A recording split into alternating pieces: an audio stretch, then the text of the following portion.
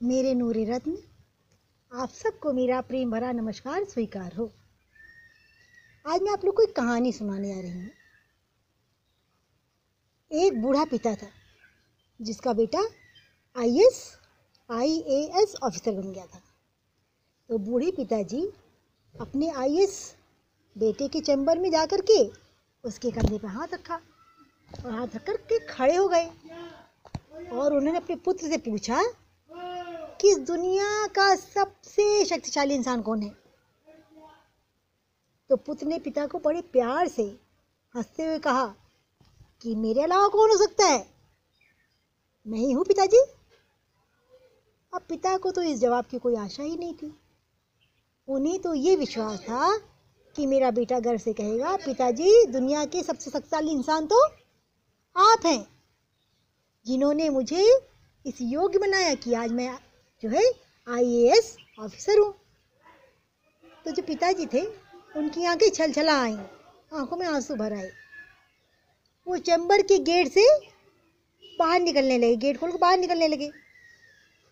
तो जब उन्होंने गेट खोला और बाहर जाने के लिए, तो एक बार वो फिर से पीछे मुड़े और पीछे मुड़कर एक बार फिर उन्होंने कहा कि बताओ इस दुनिया का सबसे शक्तिशाली इंसान कौन है। तो पुत्र ने इस बार कहा, पिताजी आप हैं, इस दुनिया के सबसे शक्तिशाली इंसान तो आप हैं।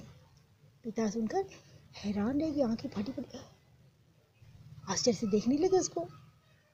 अभी तो तुम कह रहे थे कि दुनिया का सबसे ज्यादा इंसान तुम हो और अब कह रहे हो कि मैं हूँ, मुझे बता रहे हो, ये क्या बात है।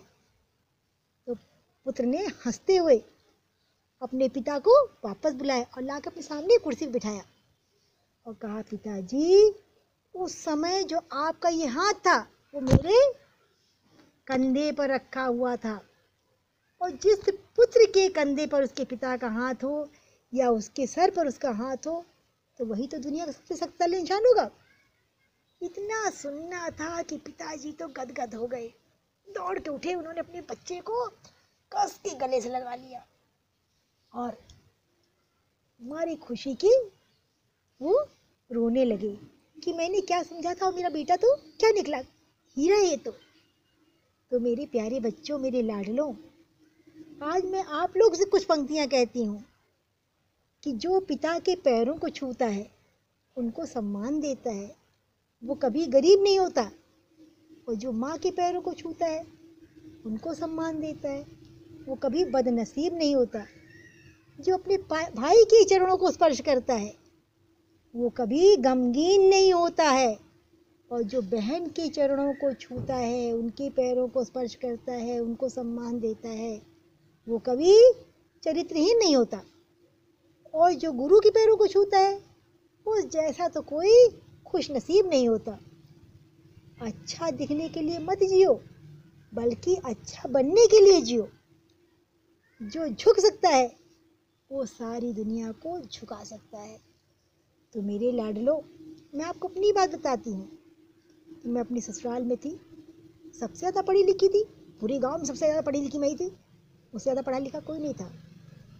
लेकिन गांव में बिल्कुल गांव वालों की तरह रहती, कोई कह ही नहीं सकता तो इसको पढ़ना लिखना भी आता है, गांव की भाषा ही बोलना, हर एक को बेहद सम्मान देना। सुबह जब सोकर उठती सबसे पहले अपने हाथों को वही देख कर, कराग्रे वस्ते लक्ष्मी कर मध्य सरस्वती कर मूले तूचा गोविंदा प्रभात कर दर्शनम, इतना कहने के बाद धरती माँ के पैर स्पर्श कर, धरती माँ के पैर छूने के बाद अपने पति के पैर छूती, उसके बाद अपने घर में अपनी सास जेठानी नंद सबके पैर एक तरफ छूती, उसके बाद मैं घर का काम शुरू करती। किसी ने डांट भी दिया, कुछ बोल भी दिया तो मुस्कुरा दी, सही बात कह रहे हो। मान लो कभी किसी ने कहा, अरे ममता की मम्मी को तो कुछ आता ही नहीं, कोई तमीज़ नहीं है, इनको गांव का कोई काम आता भी है, फूहर है नंबर 1। मैं बड़े प्यार से कहती, दिल में तो दुख होता लेकिन बड़े प्यार से कहती, हाँ सही बात कह रहे हो, मुझ में कमियाँ तो हैं ही, मुझे आता ही क्या, आप लोग मुझे सिखा दो, मैं सीख लूँगी। असल में मैं कभी गांव में रही नहीं हूँ ना, मुझे सिखाओगे तो मैं ज़रूर सीख लूँ। अच्छा कैसे करते मुझे बता दो। तो मैं हर जगह झुकती चली गई, जिसका नतीजा ये हुआ कि पूरा परिवार मुझसे बहुत प्यार करता था, बहुत, चाहे सास हो चाहे जेठानी हो, हर कोई मुझको बहुत चाहता। केवल मैं ममता के पापा से हार गई कि उन्होंने अपनी जिम्मेदारियां कभी संभालने का प्रयास नहीं किया। मैं ये नहीं चाहती थी मेरे बच्चे अनपढ़ रहे, इसलिए मुझे कदम उठाना पड़ा। तो मेरे लाडलो, मैं आप भी कह रही हूँ कि जो झुकता है वो सारी दुनिया को झुका सकता है। तो मेरे बच्चों, मेरे साथियों, मेरे लाडलो, मेरे नैनों के नूर, आप सभी अपने से बड़ों का सम्मान करो, अपने बुजुर्गों का आदर करो। उनकी दुआओं में तो न जाने कितना सुख समाया हुआ है। बस इन्हीं शब्दों के साथ मैं अपनी वाणी को विराम देती हूँ। सबको